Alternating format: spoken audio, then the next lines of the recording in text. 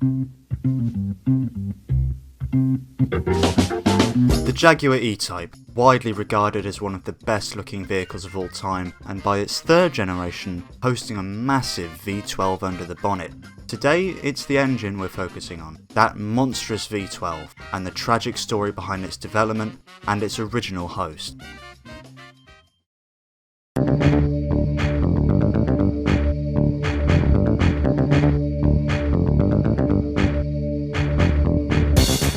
The XJ13 was a prototype car, born out of Jaguar's V12 concept designs of the late 1950s.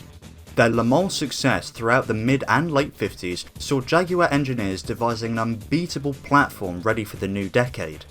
This culminated in the development of a bleeding-edge 5-litre V12, which produced almost 500 brake horsepower, and could propel a slippery enough car to almost 200 miles per hour.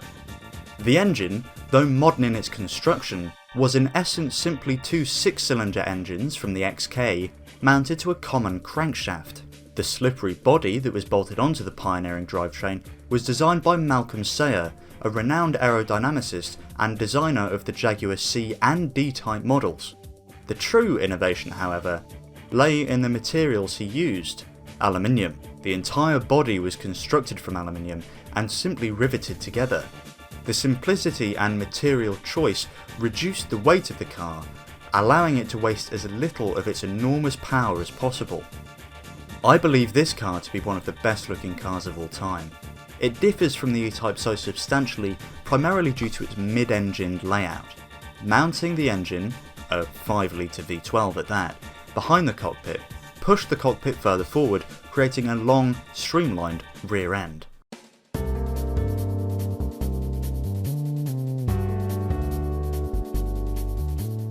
So, why is this story tragic? Well, the XJ13 joined a wonderful but unfortunate list of races squandered by ever-changing FIA rules.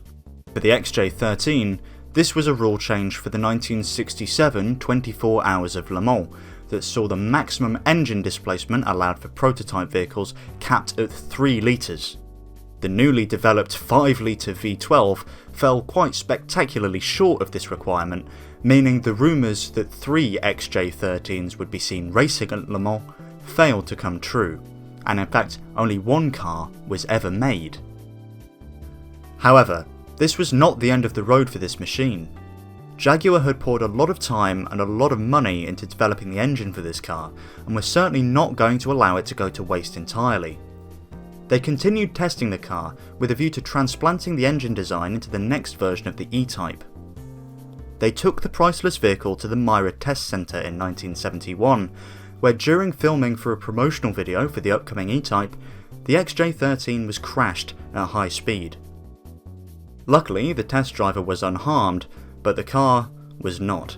To all intents and purposes, it was wrecked. Jaguar quickly put the wreck into storage.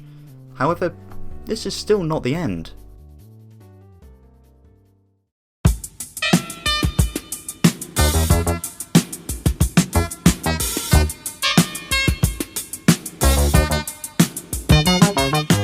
At some point between the crash in 1971 and its quote-unquote debut in July of 1973, the car was rebuilt similarly to the original spec by Abbey Motors. Despite Jaguar being keen to comment that the car is not an exact replica of the original Le Mans spec car, it was constructed using many of the same jigs and undoubtedly shared many parts with the original, making it as close as we can ever get to the racing classic.